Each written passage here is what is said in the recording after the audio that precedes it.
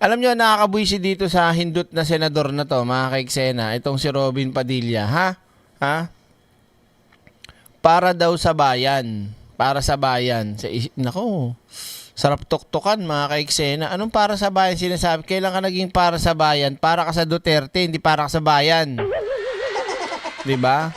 O, ano ba yan, direct? Kasi, Padilla, nais ng Senate President na suporta kay BP Sara sa kanilang sakaling matuloy impeachment.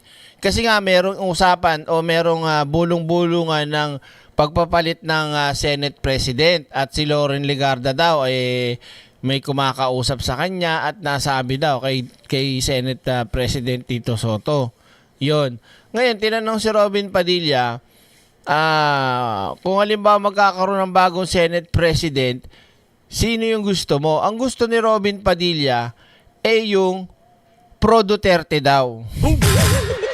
Doon pa lang, maling-mali ka na doon, ugok. 'Di ba? Bakit? Talagang lantaran mga kaiksena dito. Yung sasabihin niya na inaamin niya kasi Duterte ako eh. Ang kapal ng mukha, ano? Proud na proud talaga siya na magaganyan. Tandaan mo, hayop, pinapasahod ka ng taong bayan. Hindi ka para sa Duterte, hindot. Kung may utang na loob ka, tanawin mo utang na loob pero hindi mo pwedeng i-compromise o ipagpalit yung mga kababayang Pilipino rito. Maging gitna ka, neutral, sa bansa ka, ganun. O ito na, mga kaiksena, ang init ko eh. Pakinggan nyo muna siya. Usap ba ng pagpapalit ng leadership? May gusto kayong ibang Senate President? Sa amin? Minority, sir. Hindi, sa akin. Baka ako yun, baka ako. Di ka nakikinig. Kayong dalawa lang magkausap, di ka nakikinig dyan. May gusto kayong ibang Senate President? Sa amin? Minority, sir. Mas marami akong iniisip na iba. Hindi ako. Nag-iisip ka pala. Sa bagay, nag-iisip pa to. Ma'am, in my wild imagination. Neophyte lang ako. Ano naman ang alam ko dyan sa ganyan? Neophyte. Lolo mo. May sauce. You see the need to change leadership? Sa ngayon? Opo. Hindi, bukas. Bukas na lang. Ang labo kausap din ni Robin, lutang din eh. Satisfied kayo, sir? Okay naman ako. Wala naman ako masasabi. Okay naman daw siya. Ngayon, Oo. sapagkat ako'y busy. Sa totoo lang. Oo. Pero siyempre, yung mga usap-usapan na ganyan, hindi naman nawawala yan. Andyan na yan eh. Oo. Usap-usapan ng kung may gusto kayong ibang leader na iupo. Hindi, ibig sabihin yung may ganyan, may chismis na ganyan. Hindi naman nawawala yan. Pero kami, wala akong. You don't see the need. Para saan ba? Ano bang? Wala pa naman ako nakikitang dahilan. Siguro pagka nag-usapan na ng impeachment, baka sakali. Ayan na. So, kung kanina mga kaiksena, good news, di ba? Hindi ko naman sinasabing bad news to. Raygo Adventure, maraming thank you po. Nakakapag-isip din pala ang basura. Kasi, tandaan nyo mga kaiksena last year, lahat ng mga pro-Dutae senators, talagang pinakita nila yung kanilang pagiging bulag para sa mga Duterte. Pinagpalit ang taong bayan para sa Duterte. Yan ang dapat na ating tawag dito. Kung sakali lang kasi nagawa ngang mabago yung tungkol sa impeachment ng Supreme Court Ombudsman para lang hindi matuloy yung kay Sara. Pero sabi nga nila, bahala na ang Diyos. O, sabi ni Pangulong Bongbong Marcos, proseso lang. Gusto nyo mag-iba ng leader, sir? Ay, siyempre. Bakit? Gusto niya ngayon, sabi niya, gusto niya mag-iba ng leadership. Ay, syempre. Bakit? Hindi naman siguro kailasan man sa inyo. Ayaw ko ng impeachment. Hindi ba obvious? Diba sa tang-ina? Sorry po. Sorry. Hindi ko maiwasan mga kaiksene. Dito talaga pinakita nitong gunggong na to kung gaano talaga siya kakupal. Gusto niyo magpalit ng Senate President? Ay, syempre. Syempre, hindi dahil sa merong kakulangan yung Senate President na nakaupo. Kung hindi, sinasabi niya na, ay syempre, di pa ba obvious? Ayaw ko ng impeachment. Wrong answer na naman siya. Hindi dapat ganun. Hindi dapat ang sagot, ayaw ko ng impeachment. Hindi. Ang sagot doon, kung halimbawa tungkol sa usapin ng impeachment, tingnan natin kung kung merong katibayan, merong ebidensya, kung maganda, mabigat, malakas ang mga ebidensya niyan. Kasi ang impeachment para sa taong bayan yan. Direk, kung si Pangulong Bongbong Marcos, nga walang problema eh. Kasi dadaanin sa proseso. Ang impeachment sa taong bayan na hindi dapat pinagkakait. Kaya nga yung tinan nyo kanina, 'di ba? Botohan 'yon, tinignan mabuti kung sufficient, insufficient, in substance yung mga reklamo, dumaan sa proseso. Oh. Pero si Robin, dahil ayaw niya, kaya gusto niya magpapalit ng Senate President, ayaw niya ng impeachment, ang gusto niya, pabor pa. Pabor. At yung magiging Senate President, anti-impeachment para kay Sara. Anong klaseng utang? Gigigil ako, mga kaiksena, oh. Yung tinatawanan ka pa ng gantong klaseng gunggong na senador. Excuse me. Di ba? Dapat alam na naman natin na siya ay maka-Duterte, maka-Sara, pero wala na silang pakialam. Sabi nga ni Malditang Lola dyan, noong isang gabi, dati, yung mga makapili, nakabayong. Ngayon, nakabarong, nag-Amerikana, wala nang takip sa muka. Gara pala na yung pagmumuka eh. Kasi nabibisit ako, nasasaktan ako na sinasabi mo talaga yan harapan sa lahat ng mga kababayan natin Pilipino na pag pinalitan ng Senate President, gusto mo pro Duterte yung iupo, gusto mo ayaw sa impeachment. Hindi ka dapat ganun. Kahit Senate President, Senador ka, kasi may batas may proseso kung halimbawang malakas ebidensya niyan, itutuloy niyo yung impeachment. Kailangan malaman ng tao. Kaya ganyan ang ginawa nila kay Sara Pinigilan malaman ng tao, pinigilan mailatag lahat ng ebidensya kasi alam nilang lagapak si Sara, may kalalagyan. Boom! Diba? Ang tibay, ang kapal ng mukha nito. Kung ako sa'yo, Robby, mag-resign ka na talaga. Salot ka eh. Aray ko! Salot ka. Lason ka talaga, lason. Impeachment means, lalo sa'yo nakasalang ng impeachment. Inday ako eh. Oh, tanong mo kapal, di ba? Inday ako eh.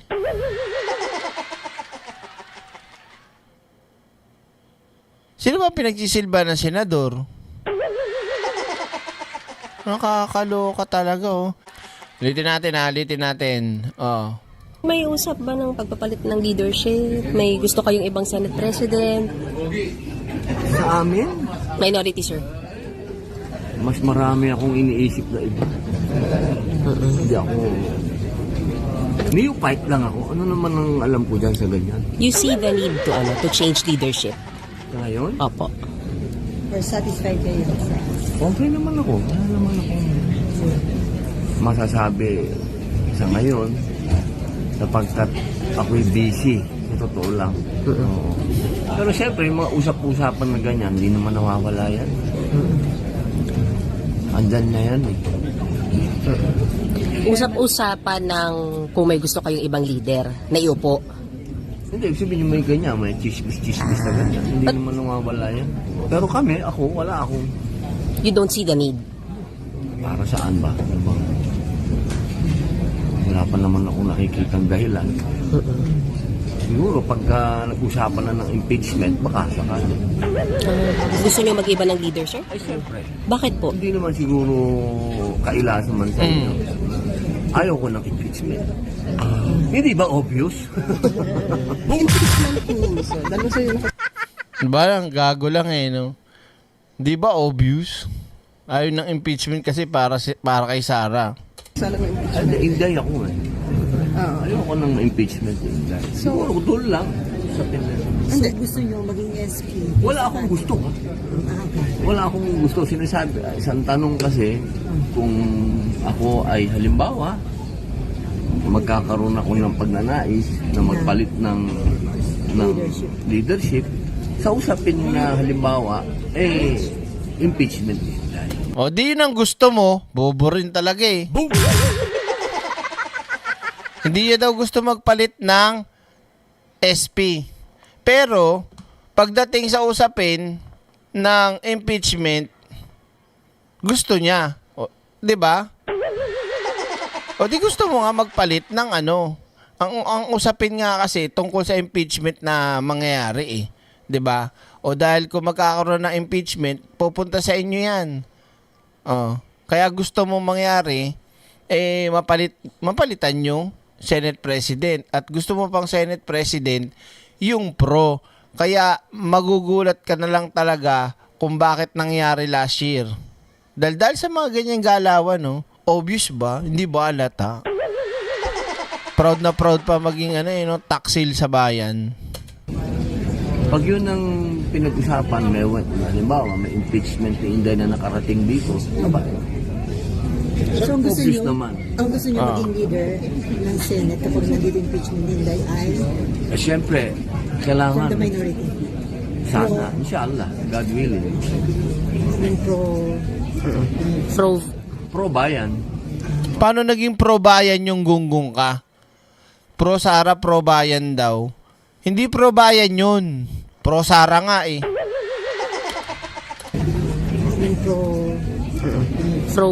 Pro-bayan, But supportive of Vicky Sara. of course. Yun yung gusto. Di ba? Kayo, tanongin ko kayo mga kaiksena, paano magiging pro-bayan yun kung pro-Sara yung SP? Sige, comment nyo nga mga kaiksena. Di malabo yun eh. Dapat, kung ikaw ang chairman, ikaw ang Senate President, pagdating sa usapin ng mga ganyan, hindi uso yan kung maka-Duterte, maka-Sara, maka-PBBM ka dyan. Gitna ka dyan, para sa bayan ka. Ang gusto yung mangyari, pro-bayan daw ang maging bagong SP na nakadikit nila na para sa bayan. Paano nangyari yun? Aray ko! Di ba? Oh. Maka Duterte, sabi mo, para sa bayan. Hindi naman para sa bayan yung mga Duterte. Kayo? Paano kayo naging para sa bayan? Lolo mo. So? Gusto nyo maging SP. Just to be clear po Wala na tayong plastikan. Di ba? Ang kapal na mukha, no? Wala tayong plastikan. Proud na proud ako. Gusto ko maging nila pa Duterte. Bakit yan? Para sa bayan yan eh. Boom! Buisit na buhay ito. Ito, punta naman natin tong kay Barzaga. Maiksi lang. So, yun na nga, para maliwanag ang balita. Anong balita kay Barzaga? So, meron naman 60 days na extension sa kanyang pagkakaantag dito. Pahinga. At syempre, walang bayad yun. O, ito. DZMM Radyo Patrol Flash Reports. Kumuha tayo ng flash report mula kay Pamela Vasquez. Go ahead, Pam. Yes, sa botong 238 na pabor, 10 hindi pabor at 9 abstentions, inaprubahan ng plenaryo sa Kamarang rekomendasyon ng Ethics Committee na muling patawan ng 60 araw na suspensyon. Suspended pa ulit siya ng 60 days. Very good. Ops. Alam nyo ba, nakita ko sa social media, nagkita si Mandalolo, si Sabit Singson at si Kiko Barzaga. Magkakasama yung tatlo.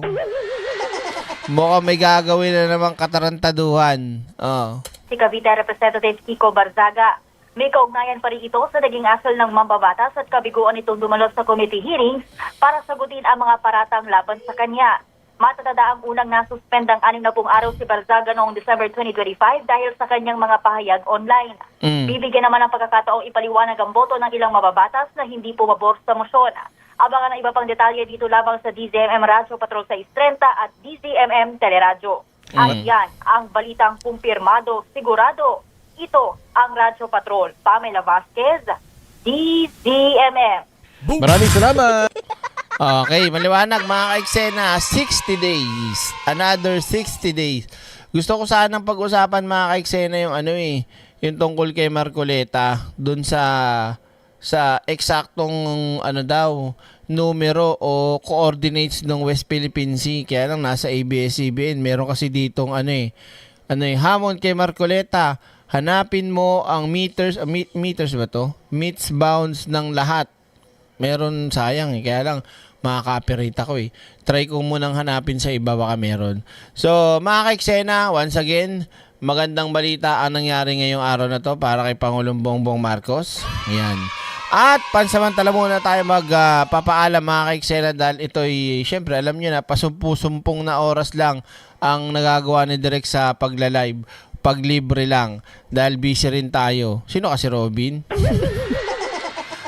So mga kaiksena, hanggang dito muna. Try natin makapag-live ulit mamaya kahit dahating gabi. Basta, abang lang kayo dyan. Maraming salamat mga kaiksena sa ating mga moderators, Kabugera, Gani, at ex-senadora, Shiro Kansaki. Maraming salamat sa inyong dalawa at sa ating mga Spice Girl at sa lahat ng ating live viewers mga kaiksena. Maraming salamat po. Hanggang dito na lang po muna ang inyong lingkod, Direk Freddy Valera, nagsasabing magandang hapon ako sa inyong lahat. Ingat po kayo at God bless at please wag kalimutan pong i-like at i-share. Maraming salamat and I love you, baby.